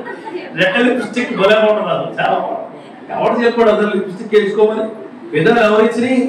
సిగరెట్ కాల్చి వాళ్ళు పెద్దలు రంగులు వేసుకుంటారట. నిజంగా నల్లగైపోతాడు పెద్దలు. సిగరెట్ కాల్చి వాళ్ళు పెట్టుకున్నాం. సోదరులు, మన బిడ్డలను మనం దేవునికి వారసులుగా పెంచాలి. చెప్పాలా? ఒకసారి చెప్తే నన్నోడే పిల్లవాడు. నువ్వు 100 సార్లు చెప్పినా వినరావు, నువ్వు 1000 సార్లు చెప్తే వింటావు. ఒకే మాట పదే నీ బిడ్డలకు చెప్తే ఖచ్చితంగా వింటారు. హల్లెలూయా నువ్వు అన్నప్పుడు అన్నాడు, కానీ నువ్వే పదే ముందు హల్లెలూయా అంటే ఖచ్చితంగా అంటాడు. దేవునికి స్తోత్రం అంటే అంటాడు. ఆడి ఇవన్నీ మానేసి అక్కడ రింగ వస్తుంది. ఎందుకంటే ఉండవు ఎక్కువ పడుతుంది అడిగాడు. అది మెదడు అది నోటే ఎక్కువ. గోల్డ్ రంగు ఎందుకు వేసుకున్నాడు తెలుసా? గోల్డ్ రంగు వేసుకుని యూట్యూబ్ లోకి వెళ్తానే ఇది చాలా బాగుంది. గేదె పేడ రంగు కూడా కొత్త రంగు అంటే గోల్డ్ రంగు. లిప్స్టిక్లు వాడమాకండి. అంటే నువ్వు అందంగా లేకపోతే వాడు, నువ్వు దేవుడికి అందాన్ని ఇస్తే వాడమాక. దేవునికి స్తోత్రం కలుగుతుంది. నేను అందగానండి, నేను ఏం వాడను, ఎందుకంటే దేవుడు నాకు అందాన్ని ఇచ్చాడు. నువ్వు అందంగా లేవనుకో, నువ్వు వాడు. ఏది కావాలంటే ముల్తాని మట్టివాడు, సుల్తాన మట్టివాడు, ఏ మట్టి పడితే ఆ మట్టివాడు. అర్థమైందా? మట్టి నేను కావాలంటే ఐ విల్ సప్లై మట్టి, ఖచ్చితంగా మట్టిస్తాను. దేవుడిని ప్రతి చోట అడగలరు, నీ కృప నాకు చాలు. ఎప్పుడైతే నీ అందం మీద ఎప్పుడు నీకు ప్రేమ వస్తుంటే పక్కవారితో పోల్చుకున్నప్పుడు వస్తుంది. మనిషి యొక్క అందం మీద, మనిషి యొక్క విధానాల మీద, మనిషి యొక్క క్రియల మీద ఎప్పుడైతే నువ్వు పక్కవాడిని పోల్చుకుంటావు ఆటోమేటిక్ గా మారిపోతావు. ఎప్పటివరకు నీ కుటుంబం చాలా బాగుంటది. ఒక కుటుంబానికి నువ్వు విజిట్కి వెళ్ళే వరకు చాలా బాగుందండి అంతే, చచ్చిపోయా బాగుందా ఏమంటే ప్రేర్ చేసుకున్నారు కదా కింద మ్యాట్ అంత బాగుందో మాకు లేదండి. అంటే ఏంటి? ఒక ఇంటికి నువ్వు వెళ్ళినప్పుడు ఆశీర్వాదం ఇచ్చి రావాలా? ఆశలన్నీ ఎప్పుడు రాకూడదు. ఆశ పెద్ద ఆశ. సో మనము అయ్యా నీ కృప మాకు చాలు, ఇచ్చినట్లో నీ కృప మాకు చాలు. జేబులో 500 ఉంటే 500 నువ్వు సమయానుకూలంగా ఖర్చు పెట్టేవాడి ఉండాలి, పిసినారిగా కాదు. నీ బిడ్డలు అడిగితే ఇవ్వాలా? 500 కొనివ్వకూడదు. చెప్తున్నాను, 500 నువ్వు కొనివ్వకూడదు. ఒక 500 ఇంట్లో ఖర్చులకి, 500 కొంత డబ్బు ఇంట్లో ఖర్చుకి, కొంత డబ్బు నీకు సేవింగ్, నీకు ఎప్పుడేమొస్తుందో తెలియని సేవింగ్ కి, కొంత డబ్బు నీ బిడ్డలకి ఖచ్చితంగా ఖర్చు పెట్టాలా? మనం అందరిలాగే మనము ఇప్పుడు దేవుని కృప ఉన్నవాడు బయట వ్యక్తిలా ఉండకూడదండి. 500 ఉంటే 500 చిన్న సన్న ఉంటే దాంట్లో ఇద్దరికి పెట్టేసి బయటికి చల్లగా తీసుకుని తాగేస్తారు. మనకి ఇచ్చిన డబ్బుని చాలా జాగ్రత్తగా అంటే అందుకంటే దేవుడు క్షేమంగా చూడండి. కానీ అవి కూడా వర్షాకాలం కోసం చూసి వాటి బిడ్డల కోసం ఏం చేస్తాయి? నీ కృప నాకు చాలు అనే వ్యక్తి అలా చేస్తాడు. ఆమె మనకు బలహీనతల్లో ప్రతిదీ దేవుళ్ళు బహుబలమైనదే, గుర్తుపెట్టుకోండి. అదే చెప్తున్నాడు. కింద ఇంకో మాట అంటాడు, దేవుడి కంటే అది గొప్పదైతేనే వాడు. లిప్స్టిక్ దేవుడి కంటే గొప్పదని అనుకుంటే వాడు. నీ దువ్విని తల చుట్టూ నీ యొక్క నువ్వు ఏదైతే అందం దేవుడి కంటే గొప్పది నీ అందం అనుకుంటే వాడు. దేవుడు నిన్న నేడు నీ అందం నిన్న లేదు, ఈ రోజు ఉంది, రేపు పోతున్నాయి. నీ పెదాలు నిన్న లేవు, నిన్న ఉన్నాయి, నేడు ఉంటాయి, రేపు ఫస్ట్ పాడైపోయి పెదాలు అరిచేతులే మనిషికి. నాటికి ఎక్కువ చెప్తున్నా చెప్తున్నాగా. నువ్వు లిప్స్టిక్ తీసుకుని అద్దం ముందు పెట్టుకుని నువ్వు ముంచుని ప్రభాది నీకంటే గొప్పదే, నేను వాడతా, నాకేంటి అంటే వాడు అని ఎంత వాడదు చెప్పట్లేదు. దేవుడి కంటే గొప్పదైతే ఏదైనా సరే. టీవీ, ప్రభా ఇగో టీవీ రిమోట్, టీవీ చూస్తున్నాను, చాలా గొప్పదయ్యా నీకంట, నాకు సంతోషాన్ని ఇస్తుంది, వాడు just carry on, no problem. అప్పుడు నువ్వేమనంటే టీవీ నీ కృప నాకు చాలును, బొమ్మలు నీ కృప నాకు చాలును, లిప్స్టిక్ నీ కృప నాకు చాలును, ఇదిగో నా చుట్టూ నీ కృప నాకు చాలును, బోడుగుండి అయిపోతుంది. మొత్తం చెక్కేస్తాడు దేవుడి జోలికి చెప్తే. అదేనా మామూలుగా రస్తలు చెప్తున్నాం. దేవుడు తప్ప ఇంకెవరు మనకి గొప్పది లేదు. ఈ లోపల కూర్చున్న వాళ్ళందరూ బయట చెప్పట్లా, బయట అవసరం లేదు. ఏది ఇది అవసరం లేదు కంటే వేరే వాళ్ళు చూస్తున్నారు. మనకి ఏదో అవసరం, దేవుడు అవసరం. ఈ రోజు యవనస్తులుగా ఉన్న వాళ్ళు కనిపించవచ్చు, వాళ్ళు పెట్టుకున్నారు కదా, నాకేంటి, వాళ్ళు పెట్టుకున్నారా, నువ్వు పెట్టుకుంటున్నావా? సూర్యాపేటలో వాళ్ళు లిప్స్టిక్ వేసుకుని యాక్సిడెంట్ అయింది, మరి నీకు కూడా అయిపోతుంది. మరి అంటే మొన్న హైదరాబాద్లో మెహందీ ఎట్టుకుందంట, ఒళ్ళంతా పొక్కుపోయింది, ఒళ్ళంతా సర్జరీ చేశారు, అన్నంతా పోయింది, మెహందీ ఎట్టుకున్నా కనపడదాక. పెట్టుకుంటారా? చెప్తున్నాను దేవుడు నామంలో మీకు. వాళ్ళు చేస్తున్నారు, నాకు కొంతమంది పిల్లలు వాళ్ళకి ఫ్రీడమ్ ఇచ్చారు, నాకు ఫ్రీడమ్. ఆయన కొట్టే ఒక ఫ్రీడమ్ ప్యాకెట్ కొట్టేయాల. వాళ్ళకి ఫ్రీడమ్ ఇవ్వడం ఏంటి? నువ్వు వాళ్ళ ఇంట్లో ఎందుకు చూస్తున్నావు? వాళ్ళ తల్లిదండ్రులు ఆ అబ్బాయికి ఫ్రీడమ్ ఎందుకు ఇచ్చారంటే వాళ్ళ పనికిమానాలు కాబట్టి. నీ తల్లిదండ్రులు పనికిమానాలేవే కాదు, దేవుడి కృపతో నడిపించబడేవాడు. దేవుడి కృపతో నడిపించబడే తల్లిదండ్రులు పిల్లలు నడవలసిన త్రోవ ఖచ్చితంగా నడుపుతారు. నువ్వు కూర్చుంటే తప్పంటారు, కూర్చుంటే తప్పంటారు, నువ్వు వెళితే తప్పంటారు, నువ్వు ఎలా బ్రతుకుతున్నావో ఆ బ్రతుకు నీది, ఇది కరెక్ట్ రాంగ్ అని చెప్పేది తల్లిదండ్రులు. ఫాదర్స్ డే అని చెప్పి రోజు పెట్టేవాకండి. ఏంటి నీ తండ్రి కష్టం నీకు తెలియక, ఆయన నిద్రపోయే సమయం నీకు తెలియక, ఆయన దేవుణ్ణి ఎంతైతే వేడుకుంటున్నాడో నీ కుటుంబాన్ని కూడా అంతే వేడుకుంటున్నాడు అని ప్రేమించండి అని. నీ తండ్రి విలువ తెలియదు కుటుంబాలు చాలా మందికి. ఇక్కడ చాలా మంది తండ్రులు ఉన్నారు, పెద్దలు ఉన్నారు. తండ్రి విలువ గుర్తించిన బిడ్డలు శక్తివంతులు అవుతారు. తండ్రి విలువను తీసివేసే పిల్లలు హీనులైపోతారు. హీనులే. ఈ కృప చాలున్న దాంట్లో ఆ తండ్రి కూడా ఉన్నాడు. నీ తండ్రికి ఈ రోజు నువ్వు స్టేటస్ హ్యాపీ ఫాదర్స్ డే అని చెప్పు స్టేటస్ పెడితే అయిపోలా. ప్రతి రోజు నీ తండ్రి యొక్క బాధ, సాధ, ఇబ్బందులు, కష్టాలు, కన్నీళ్ళు నువ్వు గమనించాల్సిందే. విడుగు ఒక తండ్రిని ప్రేమించే కొడుకుగా ఉండాలా, మోసపరిచే కొడుకుగా ఉండమాకండి. చాలా క్లియర్ గా ఉండాలి. నీ తండ్రితో వెళ్ళే పక్కన కూర్చోవాలి, నీ తండ్రితో మాట్లాడాలా, నీ తండ్రితో అన్ని పంచుకోవాలా. తండ్రి చాలా చొరకైపోయాడు ఈ రోజుల్లో. అంతే. నన్ను ఎందుకు కానా అని అడుగుతున్నారు పిల్లలు. ఎందుకు కానాబెట్టి నువ్వు ఇలాంటి వాడు ఎందుకు కానబోదు అసలు, ఎందుకు కన్నావేచి ఆ మాట అనిపించుకోవడమే కన్నాడా? ఆడి చూడు, ఆడికి బోర్డు బాక్సులు కూడా నాకు కొనలేదు. వీడికి మొత్తం ఫ్యాన్సీ షాప్ లో బాక్స్ నీటి మీద వేసి పెట్టుకోవచ్చు. నేను నీకు ఉన్నది వాడుకో. నా తండ్రి ఎక్కడికే కొన్నాడు. మా డాడీ ఏం కొన్నా నాకు గిఫ్ట్ అనుకోవాలమే. మా డాడీ నాకు ఏమిచ్చినా నా గిఫ్టే. చూడు, అమ్మాయి డాడీ బర్త్డేకి బొట్టు బొమ్మ లాంటి డ్రెస్ కొంది. ఎలా తిరిగితే ఇల్లులాగా వచ్చేసింది, లోపల కాపం పెట్టింది. పిల్లలు, ఆడపిల్లలు తండ్రిని వెంటనే హీనపరిచేస్తున్నారు. తండ్రిని హీనపరిచే బిడ్డలుగా ఉంటే నీ జీవితం అంతా హీనమైన దశలో బతుకుతావు. ప్రేమించు తండ్రిని. ఈరోజు తండ్రికి వెళ్ళే తండ్రి డాడీ నువ్వే నాకు చాలా ఇష్టం, నువ్వు తప్ప నాకు ఎవరు లేరు. ఒక తండ్రికి బిడ్డలు ఆయన పక్కన కూర్చొని, నేను తండ్రి లాగా చెప్తున్నాను, బిడ్డలు ఆయన పక్కన కూర్చొని ధైర్యంగా మాట్లాడితే ఆ వచ్చే ఆనందమే చాలా శక్తివంతమైన ఆనందం. తల్లిగా మీరు కూడా చెప్పాలా. ప్రతి తండ్రి ఉన్నవాళ్ళు వాళ్ళ తండ్రి పక్కన కూర్చొని ధైర్యంగా మాట్లాడు. కనీసం వాళ్ళు ఒకసారి ఆమె తండ్రి పక్కన కూర్చొని అన్నా నువ్వు నా హీరో అనాలంటే నా పిల్లలకి అదే చెప్పాను. డాడీ హీరో ఎవరని అడిగితే నేనే దేవుడికి స్తోత్రం. ఎందుకు నాన్న హీరో అని అడిగాడు నన్ను సార్ మావాడు. దేవుడు వాక్యం చెప్తున్నా నేనే హీరో, నీకు నేనేదా హీరో, మన ఇద్దరికి దేవుడు హీరో.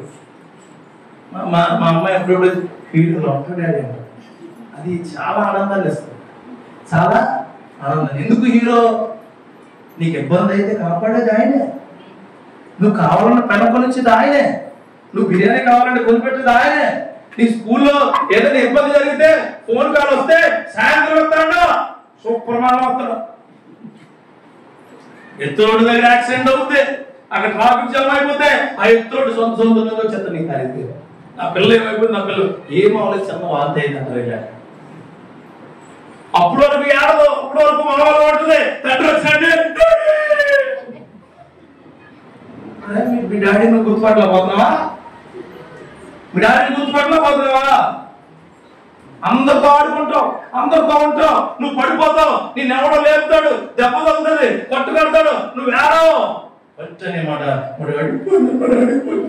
శాతాలు మూడు అంత దూరం చూడగానే వచ్చి హక్కు చేసుకుని చిన్న కుమారుడు తండ్రిని పట్టుకుని ఆనందంలో పట్టుకుని డాడీ అంటే డాడీ ముందుగా అందన్న చోట తప్పు చూసి నేనున్నాను కదా, హాస్పిటల్ కదా నేనున్నాను, ఏం కదని నీ ముందు ఏం కదన్న తండ్రి నువ్వు హాస్పిటల్ లోపలికి వెళ్ళిన తర్వాత 100 మందిని అడుగుతాడు ఏమన్నా అవుతుందా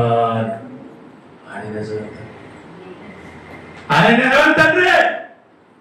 నీ ముందు భయపడే విషయాలు చెప్పడైనా నువ్వు పక్కకి వెళ్ళిపోయిన తర్వాత ఏ స్కూల్ బాగుంటది, ఏ కాలేజ్ బాగుంటది, ఏ పుస్తకాలు బాగుంటాయి, ఏ పెన్ను బాగుంటది, నా బిడ్డ ఇక్కడ బాగానే ఉంటుందా, తిండి బాగా మెక్కుద్దా అని అడిగేది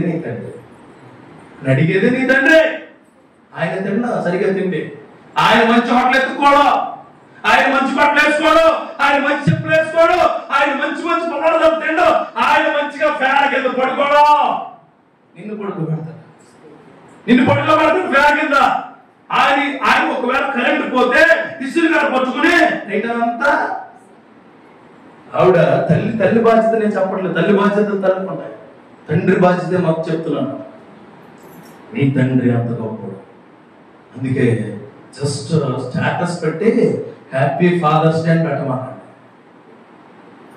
నీ తండ్రి పక్కన కూర్చుని నీ తండ్రి ఇంక ఎవరిని కూడా తన మేడం చేయను నేను తప్ప తెలుసా, అలా చేసి నువ్వు ఉంటే చాలే నాకు నిన్ను ఇచ్చిన దేవుడికే కృతజ్ఞతలు కాడే అంతే. Praise the Lord. మీరు కొంతమంది వచ్చు రోడ్ల పక్కన తాగి దందాలని కొట్టే తండ్రులు కూడా ఉన్నారు కదండి, వాళ్ళు కూడా ఇప్పుడు అలాగే ప్రవర్తించలేలే. తండ్రి తాగుబోతులని తాగుతూ నీ దగ్గర పక్కకి కూర్చుని ఆ మందు మార్పించే లక్షణం కూడా పెట్టలేదు. ఆమె సైల్డే మెడిసిన్, సైల్డే మోటివేషన్ పిల్లలకి. ఏమే చైల్డ్ మెడిసిన్ అండి పిల్లలకి. మెడిసిన్ ఎవరు? చిల్డ్రన్. మోటివేషన్ ఎవరు? చిల్డ్రన్. అమ్మ కోపించింది అనుకోండి, అమ్మని బతిమాలేస్తారు, అన్నం తినే వాళ్ళు చంపేస్తారు. ఏమంటారు తెలుసు, తండ్రి మీద కోపం అదే బాబు తినేదంట. అంత ప్రేమిస్తున్నాడు తండ్రి. తండ్రిని మీరు తిట్టుకుంటారు, తండ్రిని మీరు అసహించుకుంటారు, తండ్రిని మీరు ద్వేషిస్తారు. ఎక్కడ లేని ప్రేమ వచ్చింది కదా బాబాయ్, ప్రపంచం అంతా ప్రేమ పొంగిపోయి రోడ్ల మీద వచ్చింది. మా నాన్నగారు తాలూకా రాసేట ఆవిడ ఇట్లా రాయించండి. ఎవడో పనికిమానాడు ఏదో తాలూకా రాదు, నువ్వు రాస్తావా? ఇంకొకడం నేను యేసుక్రీస్తు వారు తాలూకా. అది ఇంకా దరిద్రం. యేసుక్రీస్తు వారు తాలూకా రాసి ఎవడో మమ్మల్ని చూశాక యేసుక్రీస్తు వారు తాలూకండి ఆయన రాసుకోవాలా, నువ్వు తాలూకని. ఆయన జీవగ్రంథంలో నీ పేరు అసలే ఉండదు. ఇక్కడ నుంచి బయటకు నీ పేరు దొరకదు అసలు. నీ పేర్లు ఉంటాయి కానీ నీ ఇంటి పేరు రాబడదు. గుర్తుపెట్టుకోండి నా చదువు, నీ కృప నాకు చాలు. బాధలు వచ్చినప్పుడు, ఇబ్బందులు వచ్చినప్పుడు, కష్టాలు వచ్చినప్పుడు మనం ఎందుకు బాధపడుతున్నాం అంటే ఆయన అనుగ్రహాన్ని పొందడానికి మాత్రమే. మన లేములో, కలిములో, ఇబ్బందులు, కష్టాలు, కన్నీళ్ళు ఆయన అనుగ్రహము దేవుడు మనకి ఇవ్వబోతూ ఉన్నాడు. గట్టిగా అందరూ సార్ హ్యాపీ ఫాదర్స్ డే చెప్పండి. అదే చెప్పదు, అదే హ్యాపీ ఫాదర్స్ డే చెప్పమన్నారా? మీ డాడీ దగ్గర కూర్చొని చెయ్యేసి గట్టిగా పట్టుకుని హక్ చేసి నాన్న ఐ లవ్ యూ, దేవుడు నిన్ను నాకు ఇచ్చినందుకు దేవుడికి మహిమ చెందును గాక అనే మాట చెప్పాలి. ఉదయం మా నాన్నగారు వచ్చారు ఇంటికి, షేక్ హ్యాండ్ ఇచ్చాను, చెప్పాను, హక్ చేసుకున్నాను, మాటను ప్రభువా నా తండ్రిని నాకు ఇచ్చి నన్ను గొప్పగా నడిపించడానికి కృప చూపు నీకు.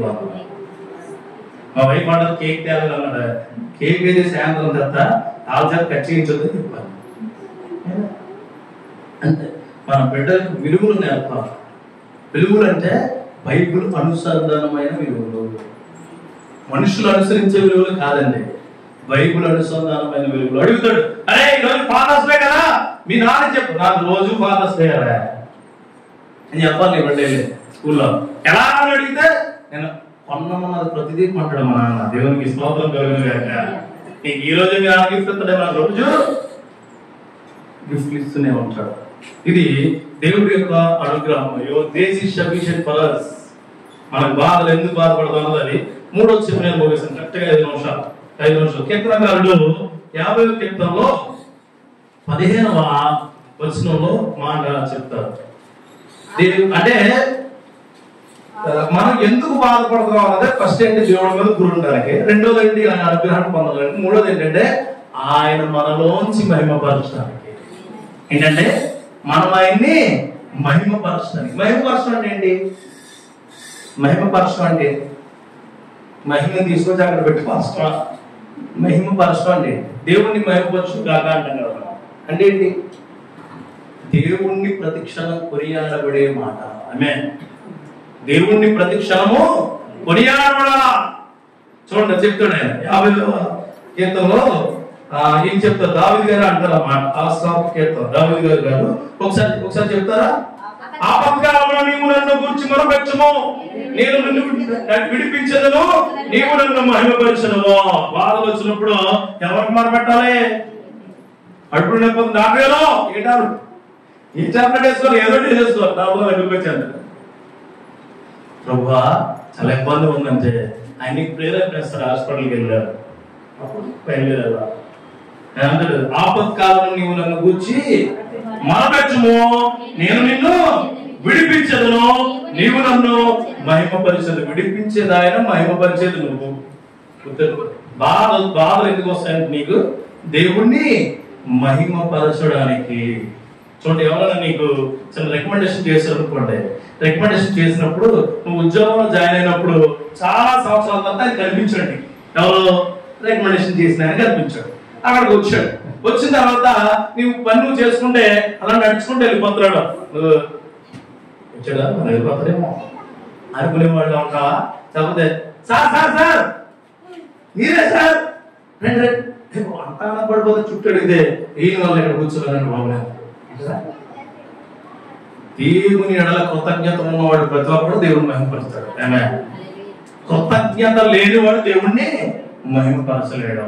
మా ఇంట్లో నాకు ఇల్లు ఇచ్చేది దేవుడే, నాకు నా కుటుంబంలో గొప్ప ఆశీర్వాదం ఇచ్చాడు దేవుడే, నా జబ్బులు తగ్గించాడు దేవుడే, నాకు రేపు కొత్త క్రియ చేయబోతున్నాడు దేవుడే. దేవునికి మహిమ కలుగును గాక. ఇంకో మాట మరలా మన పౌలు గారు రోమిలికి రాసిన పత్రికలో 8వ అధ్యాయం 18వ వచనం చెప్పి నేను ప్రార్థన చేస్తాను. రోమిలికి రాసిన పత్రిక 8వ అధ్యాయము 18వ వచనంలో మహిమ కొరకు మాట చదవమా? మన ఎడల ప్రత్యక్షం కాబో మహిమ ఎదుట ఇప్పటి కాలపు శ్రమలు ఎన్న తగినవి కావని ఎంచుచున్నాము. ఇప్పటికి మీకు ఏ శ్రమ వచ్చినా అది మహిమపరచడానికి మీరు అసలేమి బేసిక్ కాదు. మీరు అసలు వీళ్ళు మనం ఎందుకు బాధపడతాం అన్నదానికి చివరిగా నేను చెప్పే మాట ఏంటంటే, మీకు వచ్చి ప్రతి బాధ దేవుణ్ణి మహిమపరచాలి. అందుకని దేవుడి యొక్క క్రియల్లో ఆయన బాధలు మనకి ఏ బాధలు వచ్చినా ఆయన ఆయన వైపు మన గురి ఉంటుందని నమ్మాలా. ఆయన వైపు మనం కృపతో ఉంటామని నమ్మాలా. ఆయనను మనము మహిమపరుస్తామని నమ్మాలా. దేవుడు ప్రతి బాధలో మీ గురి ఆయన పైన ఉంచును గాక. దేవుడు ప్రతి క్రియ ఆయన వైపు కృపగా పెరుగును గాక. దేవుడు ప్రతి బాధలో మనము ఆయన్ను మహిమపరచుదుము గాక. 3 ఖచ్చితంగా గుర్తుపెట్టుకోండి. బాధ వచ్చినప్పుడు నాకే ఎందుకు బాధ వచ్చిందని మీరు గిద్యోను లాగా ఫీల్ అవ్వమాకండి, దేవుణ్ణి ప్రశ్నించమాకండి. గిద్యోను ఫీల్ అవ్వలేదు, దేవుణ్ణి ప్రశ్నించలేదు అనుకోండి. ఫీల్ అయ్యాడు, దేవుని ప్రశ్నించాడు. మనము ఫీల్ అవుతున్నాం, దేవుని ప్రశ్నిస్తున్నాం. ప్రశ్నించేటప్పుడు గుర్తించుకోండి ఏంటి, ఈ బాధలన్నీ ఆయన మీద గురిపెట్టడానికే ఫస్ట్. రెండోది, ఈ బాధలన్నీ ఆయన కృప మా అందు ఉండడానికే. ఈ బాధలన్నీ ఆయన మేము మహిమపరచడానికే. ఆయన మహిమ మీ అందరికీ తోడుగా ఉండరుగాక.